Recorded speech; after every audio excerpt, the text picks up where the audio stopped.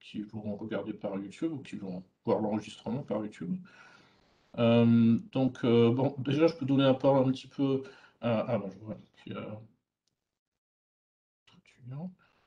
Attendez un instant. Hop.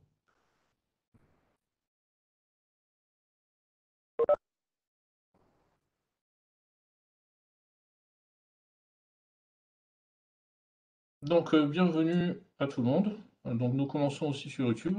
Donc, nous sommes aussi sur Webex. Donc, bienvenue à ce deuxième atelier débat, qui sera donné cette fois-ci par mon collègue Monsieur Moutui, qui a préparé justement une présentation pour gagner en persuasion. Ce sera le thème de cette présentation. Et aussi, il y aura une certaine interactivité, donc n'hésitez pas à poser des questions, bien sûr, à mon collègue. Donc, nous sommes aussi sur YouTube, donc je suis en train de faire entrer aussi les étudiants. Je crois qu'il y a aussi d'Algérie. Et donc, essentiellement, c'est pour essayer d'aider justement à vous préparer pendant la compétition, notamment sur la manière dont vous voulez être plus persuasif, la manière d'amener aussi vos arguments pendant votre débat. Alors, je crois que vous pouvez commencer, Monsieur Moutui, si vous voulez, pour vous présenter, bien sûr, et puis partager votre écran. Avant de partager mon écran, je vais me présenter. Parce que quand je vais partager mon écran, je vais fermer ma caméra. Alors, je suis Jacqueline Moutui. Je suis actuellement étudiant en dernière année de bachelor à l'université des sciences appliquées de La Haye. Je suis aussi membre de la fondation Corax, ou Corax Foundation. Et aujourd'hui, je vais essayer de vous présenter sur comment gagner en persuasion et qui, j'espère, vous aidera à construire votre discours, vos arguments pendant le concours et aussi dans le futur.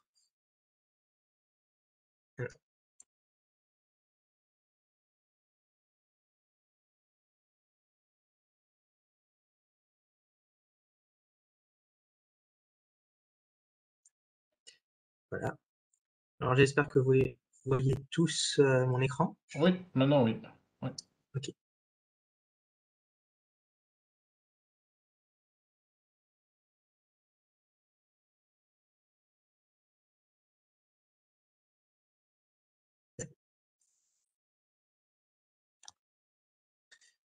Alors, si vous avez une quelconque question, n'hésitez pas à la poser en ouvrant votre micro, il n'y a pas de problème, vous pouvez m'interrompre à tout moment.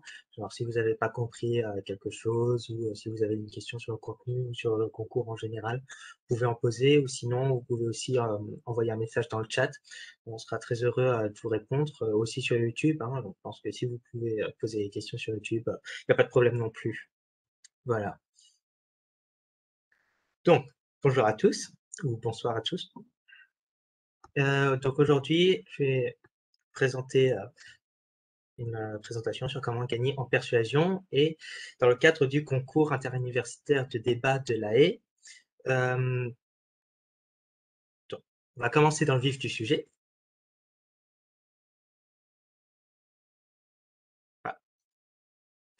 Voilà. Donc, au départ, avant de commencer votre discours, avant de l'écrire, vous devez vous poser les bonnes questions. Alors, quelles sont ces bonnes questions qui sont les questions fondamentales? Je dirais, il faut se demander pourquoi. Pourquoi est-ce que vous prenez la parole? Est-ce pour informer, pour plaider, pour ou contre quelque chose? Ou est-ce que c'est pour partager plutôt une opinion, un sentiment, une analyse? Donc, en fait, selon les raisons de votre discours, vous allez devoir l'adapter, adapter vos arguments et le ton, le style, etc. Donc, en fait, selon votre approche par rapport au sujet, le type du discours changera bien évidemment. Et donc, il est essentiel de se demander pourquoi est-ce que vous prenez la parole? Parce que comme ça, vous serez mieux guidé pour comment construire votre discours et adapter vos arguments. Enfin, quoi? Quel est le message principal que le public doit retenir? Si vous deviez résumer vos arguments, quel serait le message principal? En une phrase. En fait, ça doit être très simple, parce que si vous avez trop d'idées, etc., et que ça va un peu dans tous les sens, eh bien, votre audience aura un peu de mal à comprendre ce que vous voulez dire. ou quel est le sens de vos arguments en général. Donc, si vous vous rattachez à ce message principal et que vous construisez à partir de ce message principal, eh bien, votre message aura plus de chances d'être retenu par votre public. Et enfin, il faut se demander qui est le public à persuader. Parce que, évidemment, on n'a pas les mêmes arguments et on n'a pas le même style de discours selon qu'on parle à un enfant de 5 ans, à un professeur d'université, à un étudiant, un ami ou à un directeur de banque. Hein. Donc, la complexité de vos arguments et aussi leurs types vont différer. Et donc, en fait, ces 3 questions sont essentielles pour pouvoir adapter votre discours pour devenir plus persuasif. Parce que vous n'allez pas, évidemment, utiliser les mêmes arguments selon votre public cible. Et donc, une fois que vous êtes posé ces questions et que vous y avez répondu, après, il faudrait que vous demandiez, alors, vous preniez en compte ces 3 éléments: ethos, pathos, logos. Alors, ces 3 termes, je suis sûr que vous en avez déjà entendu auparavant. Donc, ce sont les 3 éléments à maîtriser pour devenir plus persuasif. Et donc ça, c'est Aristote, donc, la personne qu'on voit ici, son buste.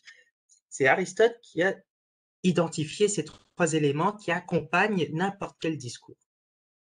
Donc, tout d'abord, il y a l'éthos. Donc, ça, c'est l'image de l'orateur. Donc, c'est comment le public va percevoir l'orateur. Et c'est assez important parce que selon votre image, eh ben, vous allez être plus ou moins persuasif. Parce que donc, du coup, vous allez vouloir apparaître compétent et vous attirer la bienveillance du public. Parce que si vous n'êtes pas perçu comme compétent et que vous êtes vu comme quelqu'un de méchant, donc qui n'attire pas particulièrement la sympathie, ben, vous allez forcément pas convaincre votre public. Parce qu'il ne pourra pas croire dès le départ à vos arguments et à votre thèse. Donc faites très attention à votre image et comment votre public cible va vous percevoir. Et donc en fait, vous pouvez modifier la perception de votre public en adaptant votre langage, par exemple en ayant un langage plus soutenu, plus familier, etc. Donc votre image va forcément changer. Donc, par exemple, quelqu'un qui jure beaucoup, qui dit beaucoup d'injures, de gros mots, ben, sera vu en général comme moins compétent, alors que ça ne veut rien dire. Il y a eu des études là-dessus et en effet, les personnes qui jurent le plus sont vues comme moins compétentes que celles qui ne jurent pas. Et donc le type de langage va forcément impacter sur votre image. Et enfin, le pathos, c'est comment engager l'intérêt et les émotions du public dans votre discours. Alors, oui, quand on parle de pathos, en général, on pense à émotion, mais c'est un peu plus large que ça. On parle aussi de l'intérêt. Parce que, souvenez-vous, comme on parlait avant, qui est le public cible? Eh bien, ce public cible a différents intérêts. Donc, du coup, vous devez vous adapter aux différents intérêts de chacun pour pouvoir mieux toucher son intérêt et donc le rendre plus à même d'adhérer à votre thèse. Et donc, parce que si vous perdez l'intérêt ou si vous avez un discours assez monotone, donc sans émotion, on va dire, eh bien, vous n'allez pas pouvoir convaincre votre public parce qu'ils se seront complètement désintéressés de vous et de votre discours. Donc, en fait, le pathos est très important. Et enfin, le logos, qui est tout aussi important, c'est la substance. Parce que étymologiquement, logos en grec, c'est un discours doué de sens. Parce que si vous n'avez pas un discours doué de sens, personne ne comprendra ce que vous dites. Donc, gardez en tête ça, le logos, pour pouvoir être plus convaincant, avoir un discours qui fait sens, essayer de faire des phrases courtes, simples, avec pas des mots trop compliqués, avec un vocabulaire que tout le monde peut comprendre. Comme ça, vous pourrez atteindre un public plus large et donc être plus à même de convaincre votre audience. Donc, faites bien en sorte de bien comprendre ces 3 éléments, donc ethos, pathos, logos, que ça soit pour le concours ou pour plus tard, si vous avez une présentation, un discours ou n'importe, sur la rhétorique. Faites bien attention à ces 3 éléments. Bon, maintenant qu'on a bien identifié ces 3 éléments, on va s'attarder sur le logos. Donc, Du coup, le logos, hein, c'est un discours qui fait sens. Donc, un discours qui fait sens, un discours structuré, qui est clair, une structure claire. Et donc, Cicéron et Catilien ont identifié plusieurs parties dans un discours. Et c'est celle que vous voyez ici. Et cette structure, j'en suis absolument certain, hein, vous l'avez déjà utilisée auparavant, hein, quand on vous demande de faire une dissertation, un essai ou un commentaire, enfin n'importe quel écrit pour l'école, bah, vous avez dû utiliser cette structure. Ou même quand vous, vous argumentez entre vous, ou avec des amis, ou dans n'importe quelle situation où vous utilisez de la rhétorique, vous allez inconsciemment utiliser cette structure. Alors, dans cette structure, donc, il y a trois parties principales, l'introduction, l'argumentation et la conclusion. Alors, on va travailler avec des termes un peu latins, parce que ce sont des latins, des romains qui ont identifié ces parties, donc Cicéron et Catilien. Donc, il y a l'exorde et la narration qui constituent de l'introduction, puis la division, la confirmation, la réfutation qui constituent l'argumentation, donc le corps de votre discours, et enfin la péroraison qui est la conclusion. Et on reviendra plus précisément sur ces termes plus tard. Et enfin, cette structure, elle est très générale, hein. Donc, elle n'est pas forcément applicable à toutes les situations et selon les besoins de votre discours, vous pouvez adapter, retirer quelques segments ou en ajouter. Enfin, ce n'est pas une règle stricte, mais pensez-y plutôt comme un, comme un principe. Donc, un principe, c'est ce qui va vous guider, mais ce n'est pas une règle absolument qu'il faut suivre et les juges pendant le concours vont pas vous pénaliser parce que vous avez oublié, je ne sais pas moi, la division par exemple, hein. Donc, si vous êtes un peu familier avec le format du concours, vous pouvez voir une certaine similarité entre le format et la structure que j'ai énoncée auparavant. Donc, il y a l'ouverture, les deux réfutations et la conclusion. Et donc, dans l'ouverture, je pense plutôt à donc, ce qui ouvre le débat, serait l'introduction, c'est-à-dire l'exorde et la narration. Et dans les deux réfutations, on verrait typiquement une confirmation, une réfutation. Donc, c'est assez clair, je pense, hein. Donc, confirmation, on confirme sa propre thèse, et dans la réfutation, on réfute la thèse adverse. Et enfin, la conclusion, on conclut. Donc après, encore une fois, si vous ne respectez pas la structure, c'est pas grave, ne vous inquiétez pas, tout va très bien se passer.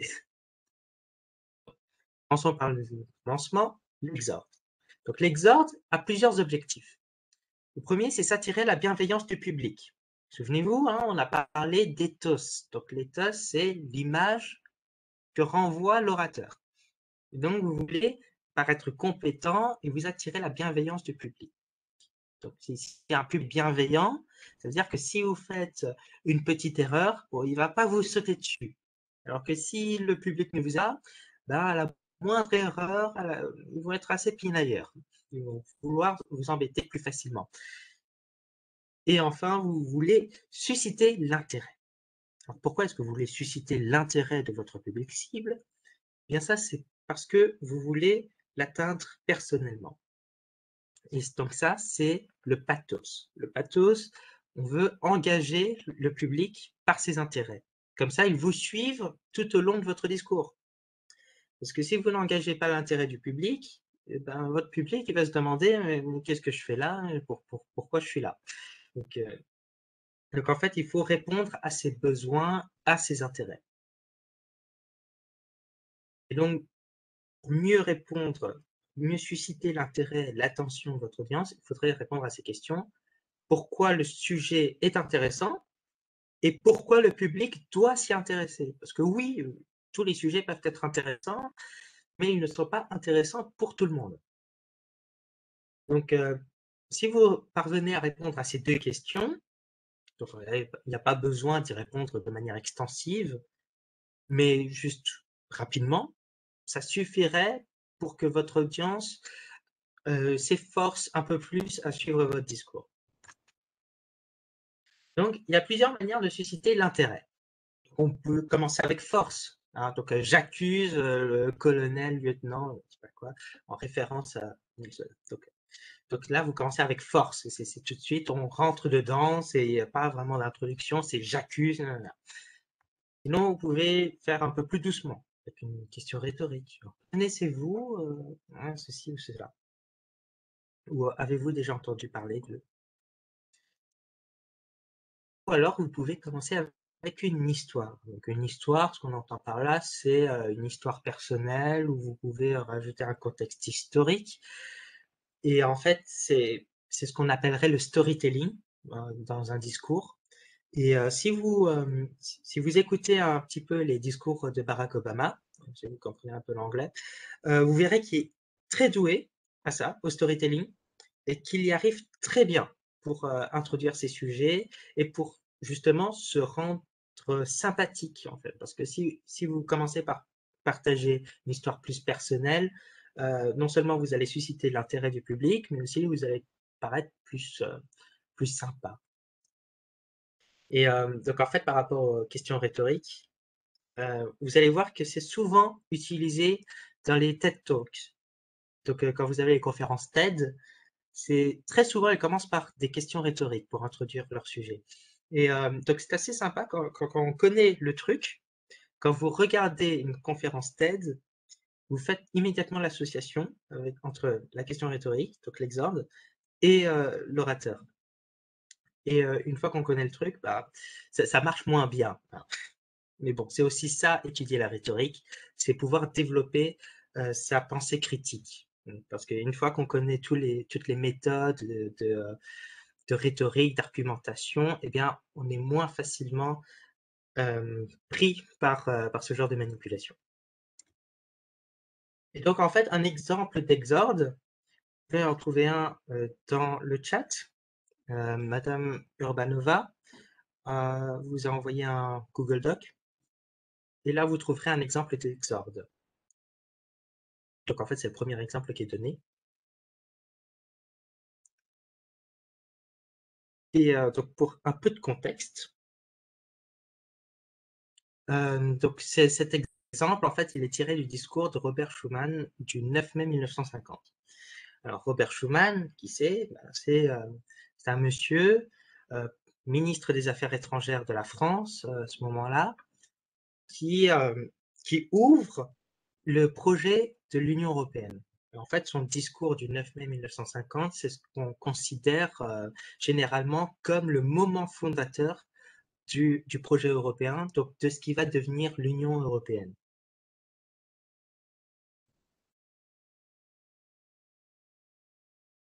Donc, si après il y a quelqu'un qui veut bien se porter volontaire pour pouvoir lire à voix haute le discours, eh bien, vous êtes la bienvenue. N'ayez pas peur, hein, de toute façon, on est en petit comité, on est entre nous.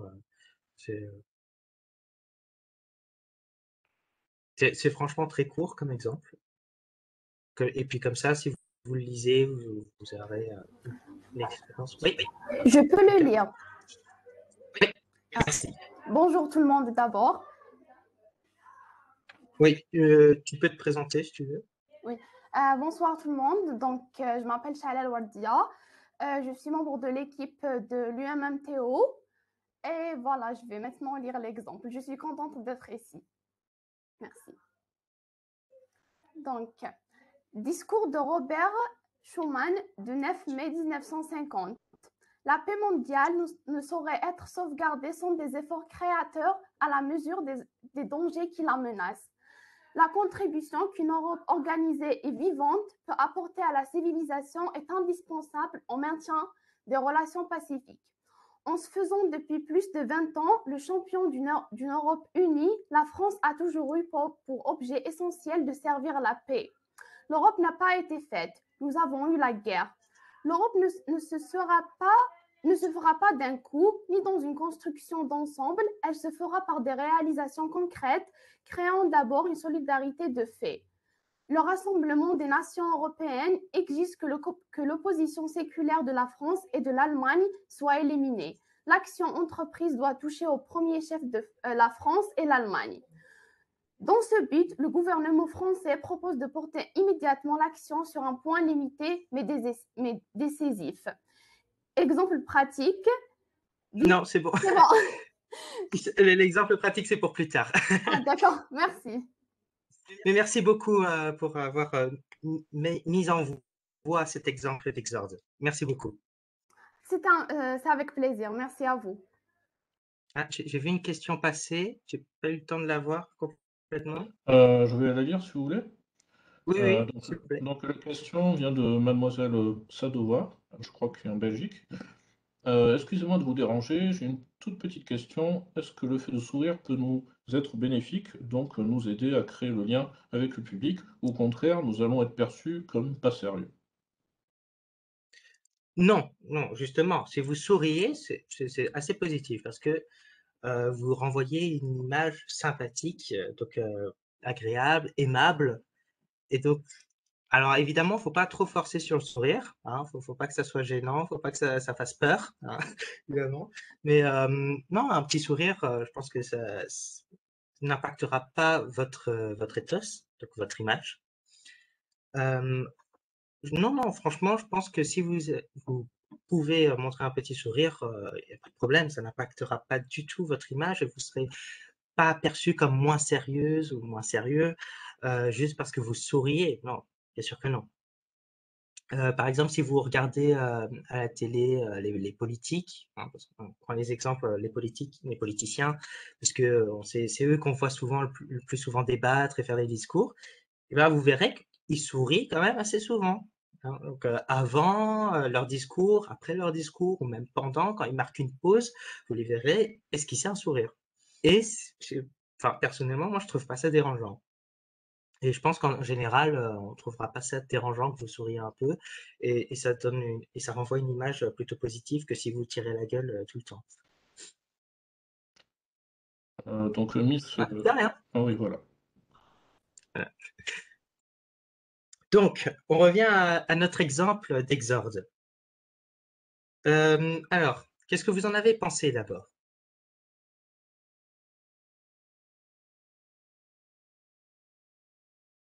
J'ai oublié le prénom de la personne qui a lu. C'était Wardia Shalal. Shalal. Ok. Alors, qu'est-ce que vous en avez pensé du discours? Enfin, de ce début de discours? Je ne sais pas trop. C'était attirant, ça attire l'attention, mais je ne sais pas vraiment. Pas vraiment. Oui. Les autres, vous avez une idée? Bon. Alors, pour remettre en contexte, alors, le discours, c'est vraiment le moment fondateur de l'Union européenne. Hein. Donc, en fait, le 9 mai, maintenant, dans l'Union européenne, c'est le jour de l'Europe. Hein. Donc, symboliquement, à cause de ce discours, et au Luxembourg, c'est maintenant un jour férié. Donc, c'est pour dire à quel point ce discours est important dans l'histoire de l'Union européenne. Et en fait, ce qu'il dit Robert Schuman ici, c'est que maintenant, on a eu 2 guerres mondiales, hein, donc la première, la deuxième. La deuxième est finie depuis 5 ans à ce moment-là. Et il se dit, bon, il y en a assez, il y en a marre. Il faut créer une nouvelle Europe. Et c'est ce qu'il dit. En fait, on n'a jamais pu construire une solidarité entre pays européens et on a eu la guerre. Et maintenant, il faut construire la paix. Et pour construire cette paix, il faut construire une solidarité de fait. Et cette solidarité de fait se fera par des réalisations concrètes.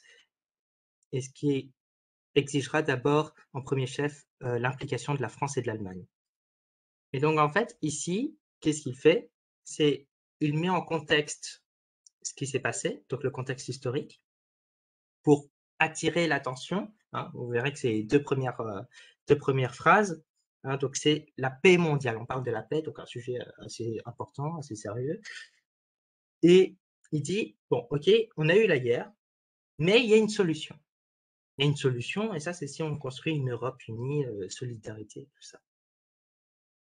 Et donc, en fait, ce qu'il fait, c'est que déjà, de 1, il attire l'attention de son public, parce que qui n'est pas intéressé par la paix alors qu'on vient de subir 2 guerres mondiales et une guerre perpétuelle en Europe, quasi dans le passé. Et donc, du coup, forcément, ça attire l'attention.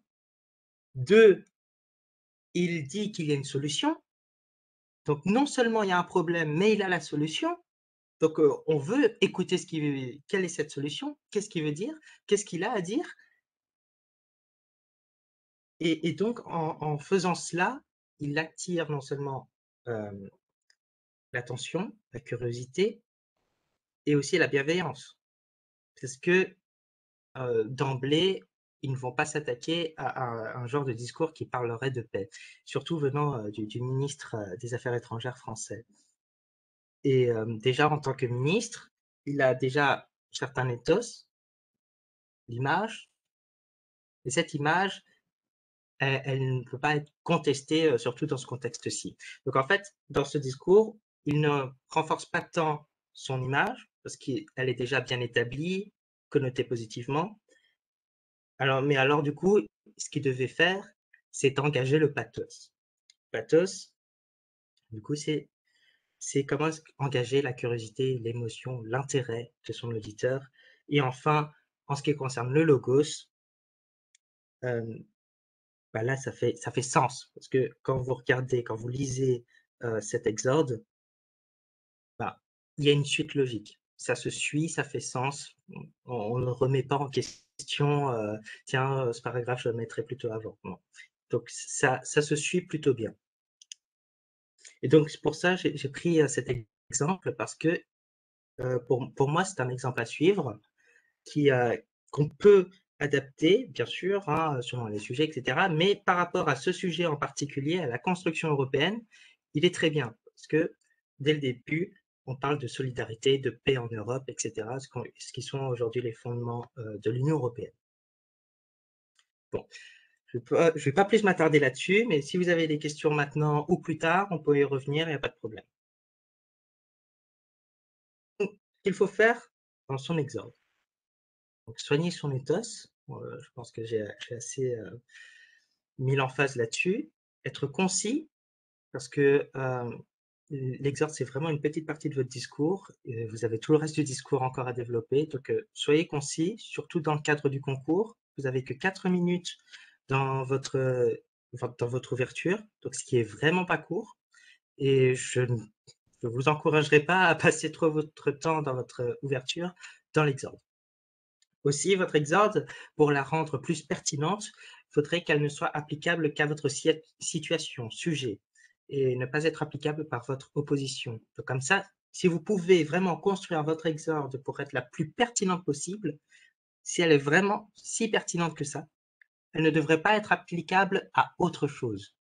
Et donc en fait, dans l'exemple donné par Robert Schuman, ici, je ne vois pas dans quel autre contexte on pourrait parler d'une Allemagne et d'une France unie pour pouvoir construire la paix en Europe que dans le cadre de l'Union européenne, de la construction du projet européen.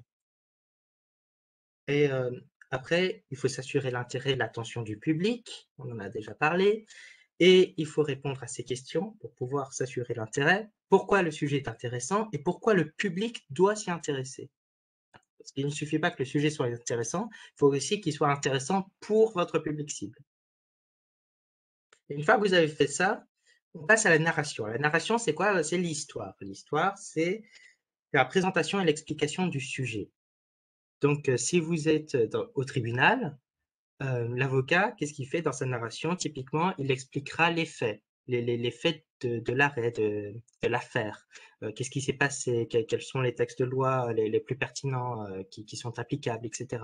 Donc, dans un plaidoyer juridique, typiquement, ce serait ça la narration. Bon, après la narration, ce que nous disent Cicéron et Quintilien, c'est qu'elle n'est pas tout le temps nécessaire. Donc, selon la situation, donc si on connaît déjà les faits, les circonstances de pourquoi vous parlez, etc., bon, vous pouvez mettre ça de côté. Et comme j'avais dit auparavant, cette structure n'est pas rigide. Hein, donc vous pouvez adapter, etc., selon la situation, selon les besoins de votre discours. Mais si vous avez une narration, ce qu'il faudrait faire, c'est être clair et concis, parce que vous ne commencez pas vraiment l'argumentation, vous commencez à exposer juste les faits, les circonstances. Donc, soyez clair et concis. Donc, expliquez les faits et le problème. Donc, pourquoi est-ce que le débat, par exemple, prend place? Parce que s'il y a un débat, ça veut dire qu'il y a un problème, qu'il y a un sujet qui ne met pas d'accord les gens. Donc, quel est le problème? Et enfin, énoncez clairement sa position. Parce que si vous commencez directement avec votre argumentation et vous avez déjà votre premier argument, mais on ne sait pas d'emblée, dès le début, pourquoi vous plaidez, et ben ça va d'abord rendre confus votre public. Donc, pour pas qu'il perde trop de temps à se demander « Ah oui, mais qu'est-ce qu'il veut dire déjà? Ah oui, c'est vrai, il défend cette position-là, j'avais oublié. » Donc, pour éviter toutes ces confusions-là, dites clairement votre position. Et aussi pour le débat, et même en général, je dirais, parce que j'avais remarqué ça dans certains essais de débat pour le concours, ne faites jamais de double négation. Parce que même si vous avez la négative pour le concours, ne faites pas, nous ne défendons pas ne pas faire ceci ou cela. Parce que du coup, les doubles négations, après, les gens ils doivent un peu trop réfléchir sur la phrase, et sauf que vous êtes déjà passé à autre chose. Donc, en fait, on vous a un peu perdu pendant une demi-seconde. Et donc, si vous voulez vraiment garder tout le monde à bord, eh bien, évitez les doubles négations quand vous énoncez votre position, ou même en général. Hein, évitez les doubles négations, une négation simple ou une affirmative, et c'est tout. Bon, une fois que c'est bien clair, donc vous avez expliqué votre sujet, votre position. Maintenant, on commence dans l'argumentation. Dans l'argumentation, on commence par la division. La division, c'est expliquer l'argument principal. Vous vous souvenez, quand je vous demandais, avant de commencer tout discours, il faut se poser 3 questions fondamentales. Donc, quoi, pourquoi et à qui? Donc, en fait, dans le quoi, donc quel est le message principal?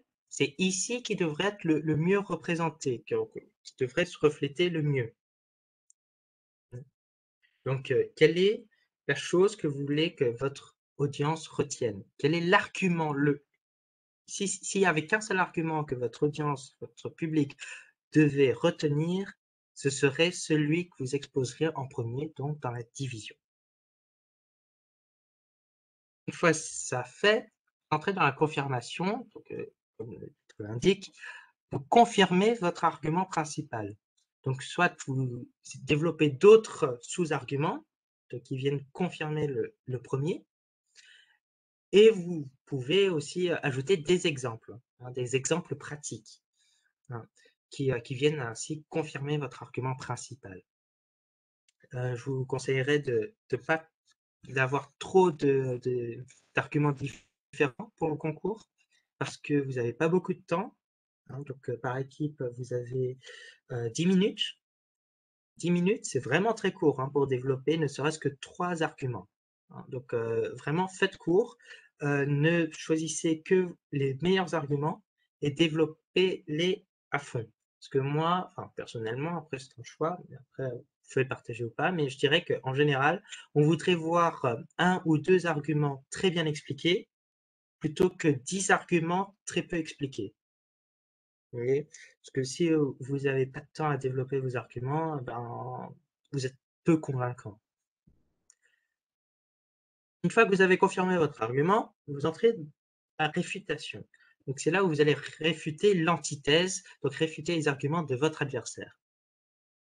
Bon, après, ça, c'est ce que vous allez faire dans les 2 réfutations et peut-être un petit peu dans votre conclusion, si vous avez un peu de temps. Et ce que je conseillerais pour la réfutation, ce serait de lier votre argument avec votre position. Donc, en fait, quand vous démontrez qu'un argument utilisé par l'adversaire est faux ou ne peut pas être faux, eh bien, faites un lien entre votre réfutation et votre position et votre thèse. Parce que comme ça, si vous faites le lien, donc par exemple, oui, alors notre adversaire disait ceci, cela, mais ça ne peut pas être vrai parce que ceci et ça. Alors que nous proposons que ceci et ça, ce qui, par contraste, va montrer comment votre argument et votre position est préférable. Donc, du coup, quand vous faites votre réfutation, essayez de faire ce lien entre votre contre-argument et votre position initiale. Comme ça, vous pouvez bien montrer le décalage et comment votre argument ou position est préférable par rapport à votre adversaire. Enfin, la péroraison, la conclusion, c'est là où vous rappelez vos meilleurs arguments ou contre-arguments, hein, parce que comme dans le concours, vous n'avez pas beaucoup de temps dans la conclusion, 2 minutes.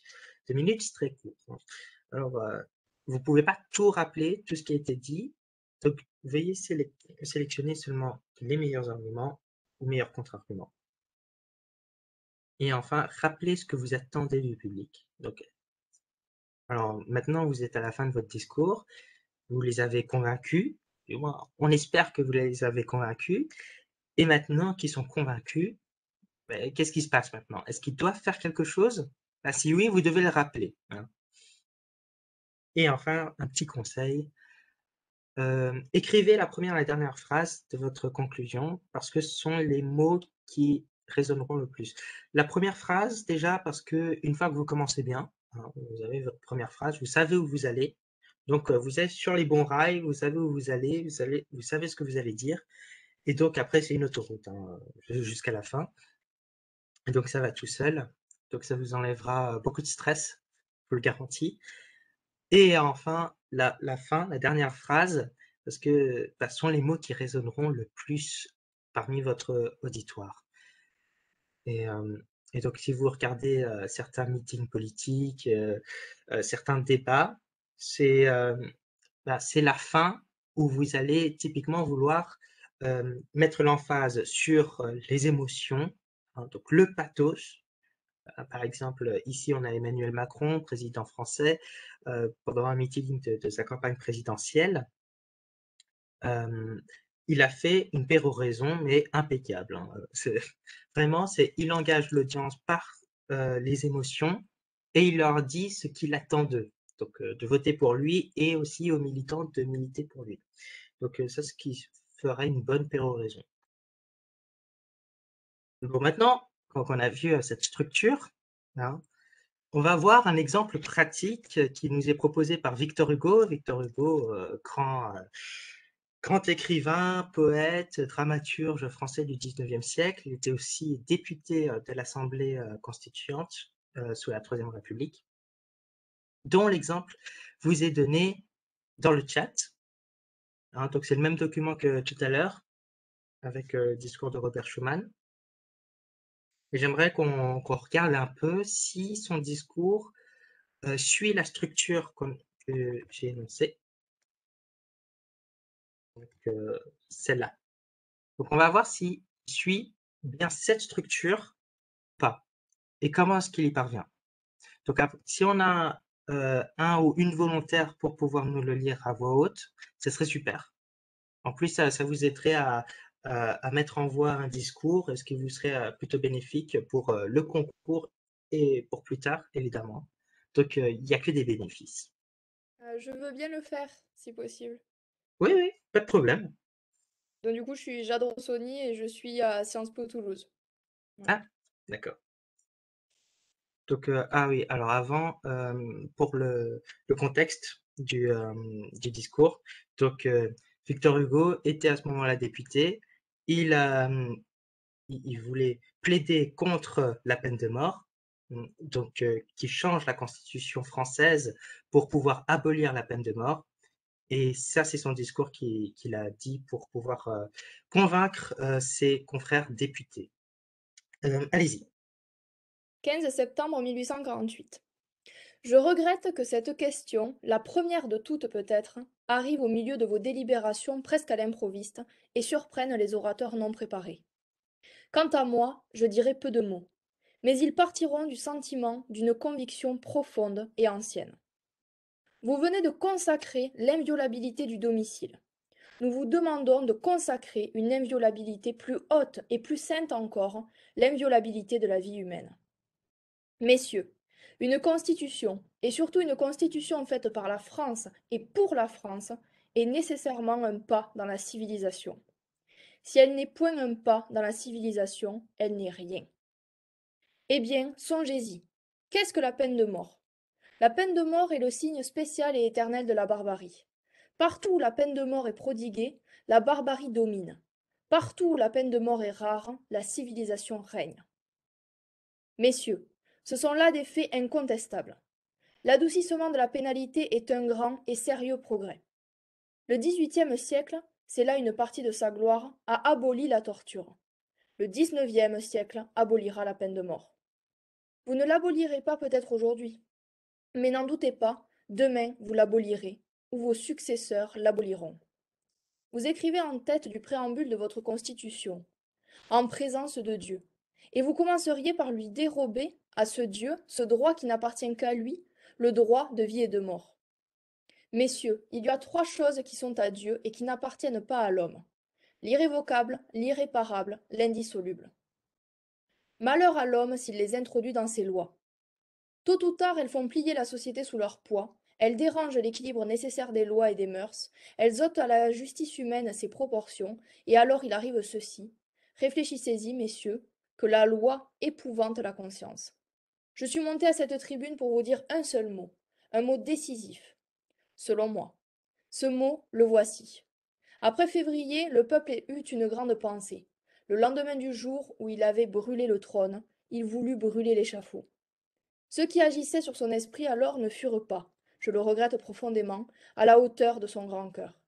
On l'empêcha d'exécuter cette idée sublime. Eh bien, dans le premier article de la Constitution que vous votez, vous venez de consacrer la première pensée du peuple. Vous avez renversé le trône. Maintenant, consacrez l'autre, renversez l'échafaud. Je vote l'abolition pure, simple et définitive de la peine de mort. Merci beaucoup, c'était très vivant. Et Merci. j'espère oui, de rien. Et alors j'espère que vous avez tous le texte sous les yeux pendant qu'il a été lu. Bon, c'est assez court, hein, mais alors du coup, qu'est-ce que vous en avez pensé? Est-ce que c'était convaincant? Pas? D'emblée comme ça, vous en pensez quoi?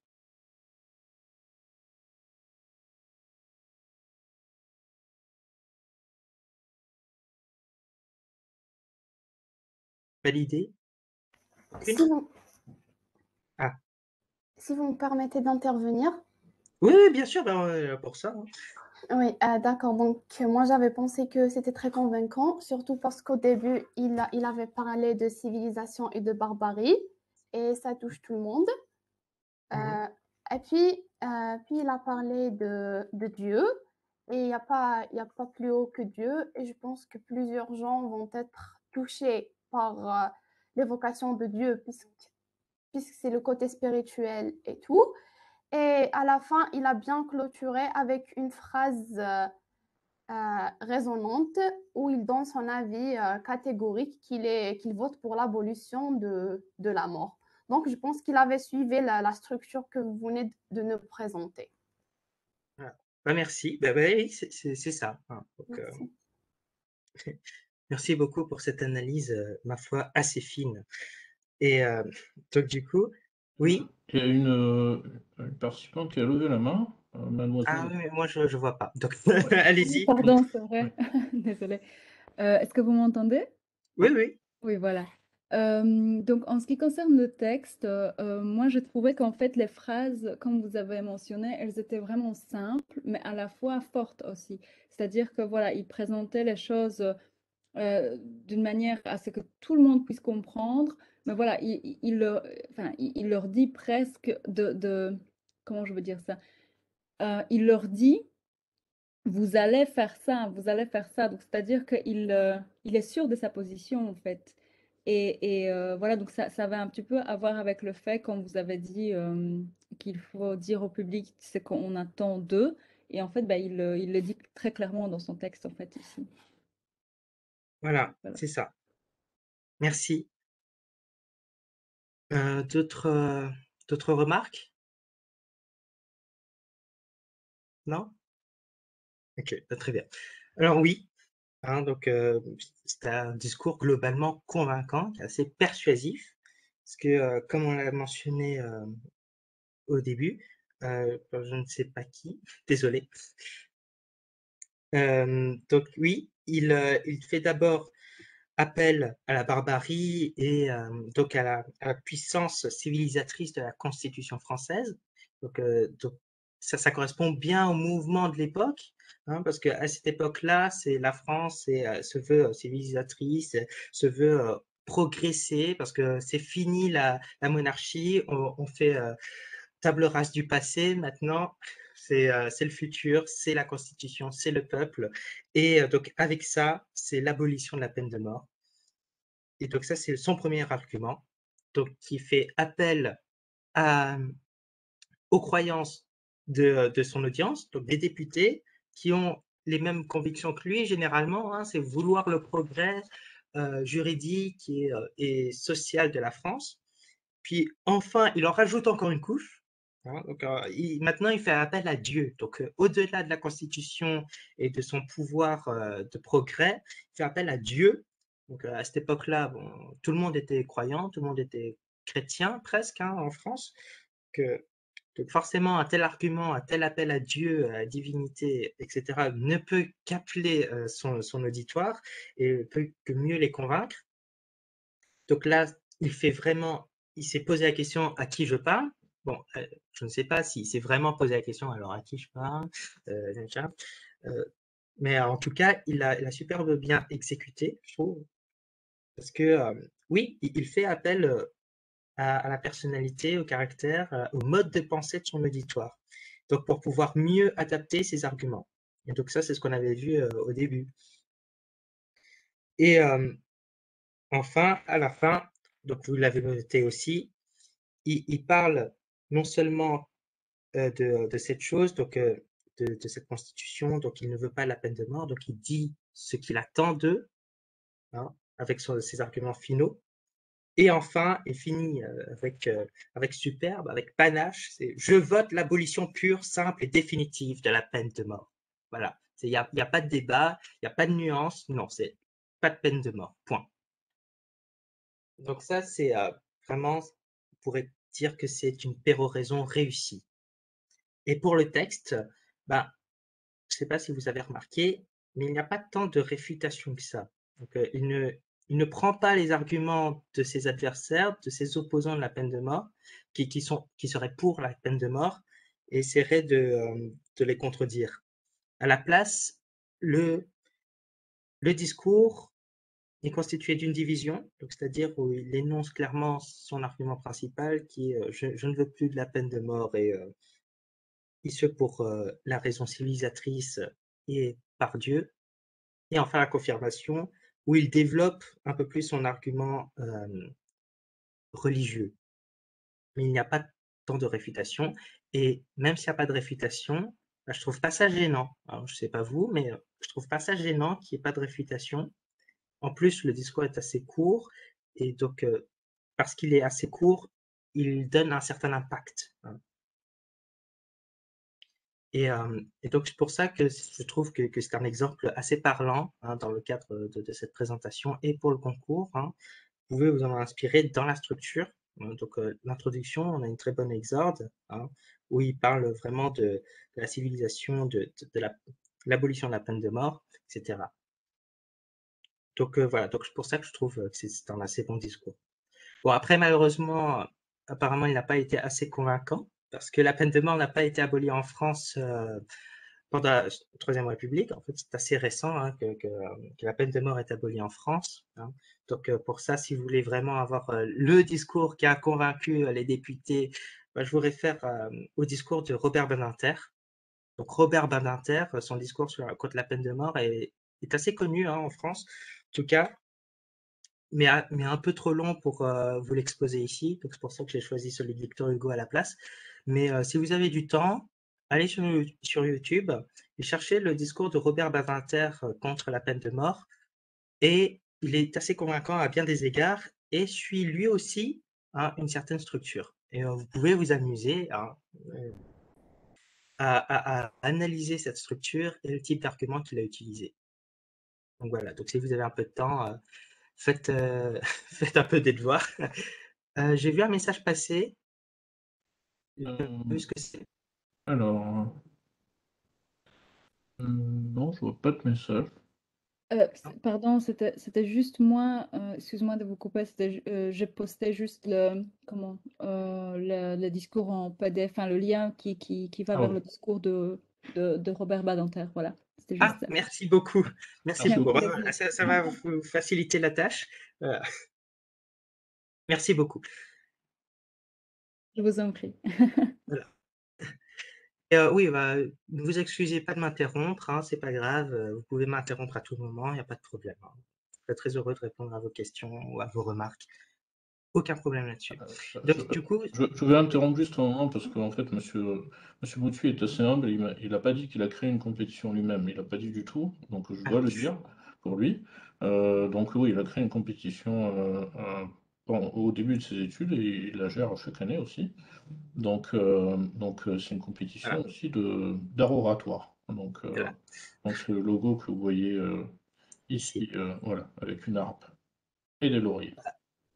Oui, donc oui, en effet, j'ai créé un concours de rhétorique, d'éloquence, qui est le Calliope Prize, donc qui est ouvert à tous les étudiants de l'université de La Haye. Et cette année, ça va faire 3 ans que j'organise ça. Hum. Et voilà. Oui. Donc voilà, il sait de quoi il parle. Il en a vu beaucoup des discours déjà. Mm. Ouais. Et donc justement pour faire cette présentation, j'ai beaucoup lu du coup, et je me suis essentiellement basé sur ces livres-ci que vous voyez ici, sauf que c'est qu'une fraction, hein, évidemment, c'est une petite présentation, une petite introduction pour vous mettre à l'aise par rapport au concours, etc., avoir les éléments principaux pour pouvoir commencer votre discours et le rendre un peu plus euh, impactant et plus persuasif. Mais si vous voulez aller plus loin, lisez Aristote, Cicéron, Quintilien, hein, parce que comme on l'a vu, Robert Schuman, Victor Hugo, donc c'était il y a 1 ou 2 siècles, on fait des exemples, mais ces exemples, ils ont soutenu les thèses initiales de Cicéron et de Quintilien et d'Aristote, qui ont vécu il y a plus de 2000 ans, hein. Donc ça veut dire que cette structure, elle marche, hein, elle a été vue, approuvée pendant des siècles et des siècles. Donc, si vous suivez cette structure, il y a peu de chances que vous vous trompiez, hein. Mais, donc, ouais. Et si vous voulez aller plus loin, je peux que vous conseiller cette lecture. Et aussi, La parole est un sport de combat de Bertrand Perrier, qui résume assez bien, en fait, les écrits de Cicéron, de Quintilien et d'Aristote, à bien des égards. Et donc, je vous conseille aussi son livre. Donc, vous pouvez les trouver sur Internet. Je pense que pour les Grecs et les Romains, là, vous pouvez le trouver facilement en PDF gratuitement sur Internet. En ce qui concerne Bertrand Perrier et son livre, sur Amazon, en Kindle, etc., vous pouvez le trouver assez facilement. Donc, merci pour votre attention et j'espère que vous avez beaucoup apprécié cette présentation, cependant courte. Et si vous avez des questions, c'est maintenant, hein. Donc, si vous n'avez pas compris quelque chose, ou vous voulez des clarifications sur un sujet, vous pouvez le dire, il n'y a pas de problème. On n'est pas beaucoup, hein, donc on a le temps.